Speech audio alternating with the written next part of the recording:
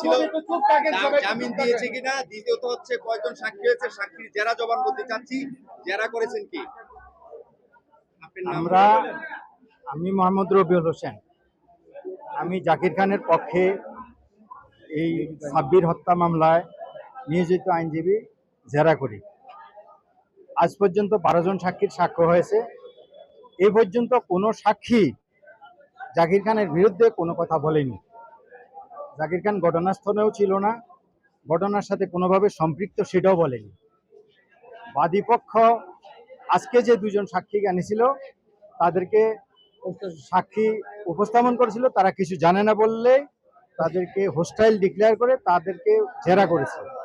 জেরাতেও বাদীপক্ষের জেরাতেও তারা বলেছে তারা কিছু জানে না এবং এই ঘটনা তারা কিছু শুনেও নাই, জানেও না, দেখেও নাই।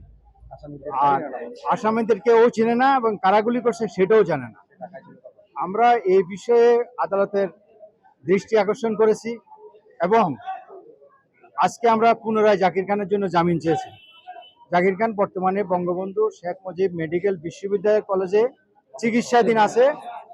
সে খুবই অসুস্থ এবং তার পায়ের গোড়ালি ফুলে আছে, হার্টের বাম পাশে অবস্থা খুব খারাপ, আর এমনি তার ডায়াবেটিস সহ অন্যান্য অসুখ আছে ইত্যাদির জন্য সে এখন জেল হাজতে চিকিৎসাধীন। তার জামিনের বিষয়ে আমরা আদালতকে বলেছি, আদালত এই বিষয়টা আমাদেরকে পরবর্তী বিষয়ে শুনানির জন্য বলছেন এবং এখনই আমরা এই বিষয়ে কোনো কথা বলছি না, যেহেতু উচ্চ আদালতে একটা ডাইরেকশন আছে প্রতি 15 দিন পরে পরে তারিখ পড়বে এবং 6 মাসের মধ্যে মামলা শেষ করতে হবে। তো আমরা সেই বিষয়ের জন্য জাকির খান আজকে আসে নাই, তাতেও আমরা জেরা করে দিয়েছি 6 মাসের মধ্যে মামলা নিষ্পত্তি করার স্বার্থে। এখন জাকির খানের জন্য আমরা যে জামিনের বিষয় চেয়েছি সেটা আমরা পরে দেখব, সেই চিন্তা পরে করব। আর জাকির খান এখন তার বিরুদ্ধে যেহেতু কেউ কিছু বলে নাই, মামলার এই অবস্থায় আছে। পরবর্তী তারিখ 22 তারিখ।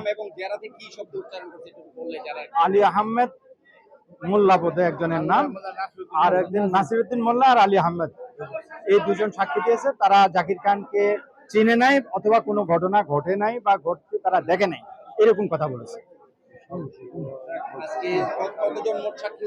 এই পর্যন্ত 12 জন সাক্ষী হয়েছে, টোটাল 12 জন হয়েছে, আজকে 2 জন সহ। 22/9/2024 তারিখ ধার্য করা হয়েছে পুনরায় সাক্ষীর জন্য। সভাপতি সাহেব বলবেন। আজকে বারের সমস্ত আইনজীবী, সেক্রেটারি সহ, আমার সেক্রেটারি সহ, ফোরামের সেক্রেটারি সহ সবাই আমরা এই মামলায় ছিলাম। আপনারা ইতিমধ্যে শুনেছেন যে এই মামলার 12 জন সাক্ষী কেউই জাকির খানের কথা বলে নাই। আজকে যে 2 জন সাক্ষী সে তারাও বলে নাই, দেখেও নাই, অথচ তাদের থেকে সাক্ষী মেনে রাখছে। 2 জন সাক্ষী যখন তার সাক্ষীতে বলছে যে আমি জাকির খানকে দেখি নাই, ঘটনা জানি না, শুনি নাই, কিছুই জানি না, তখন বাদী তাকে হোস্টেল ঘোষণা করছে। এটা পারে আইনগতভাবে, বাদী সাক্ষী হাজির করছে, বাদী হোস্টেল ঘোষণা করছে। এই ক্ষেত্রে আমাদের কিছু বলার নাই। এতে প্রমাণিত হয় যে জাকির খান এই মামলার সাথে জড়িত না, এটা প্রমাণিত হয়ে গেছে। আমরা বারবার জজকে বলেছি যে আমাদের উপর অন্যায় হচ্ছে, আমাদের উপর জুলুম হচ্ছে। আমরা এই জাকির খান যে ছাত্রদলের প্রেসিডেন্ট ছিল তৎকালীন, আর যিনি বাদী উনি ছিল বিআইডিসির চেয়ারম্যান। যদি এই মামলা সত্যি হতো তাহলে তার অনেক ক্ষমতা ছিল, তখনই উনি এই মামলায় সাজা করাতে পারতেন কিংবা মিথ্যা সাক্ষীতা হতে পারতেন। কিন্তু তখন উনি এই মামলায় জাকির খানের সাথে আপোষ করে নিচ্ছে। আর এখন সে কার কথা, কার ইঙ্গিতে 18 বছর পর আইসা সে আবার এখন এই মামলায় সাক্ষী দিয়ে অবশ্যই উদ্দেশ্য আছে। উনি এখন বিএনপি থেকে চলে গেছে, এখন উনি তৃণমূলের দল করেন, মহাসভায় বিএনপির সাথে বেইমানি করে চলে গেছেন। এখন উনি চাচ্ছেন বিএনপি নেতা কর্মী যাতে জেল থেকে বেরোতে না পারে। এখন উনি বিএনপির বিরুদ্ধে অবস্থান নিয়েছেন আওয়ামী লীগের সাথে আঘাত করে। তাই আমরা বারবার আজকে বলেছি যে আমাদের সব কিছু প্রমাণিত হওয়ার পরও আমরা এত অসুস্থ, আপনি একজন কার বিচার করবেন?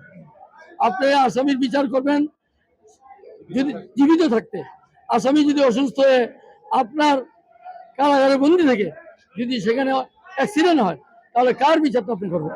অর্থাৎ দায় দায়িত্ব কে নেবে? আমরা বিচার কিভাবে করবেন?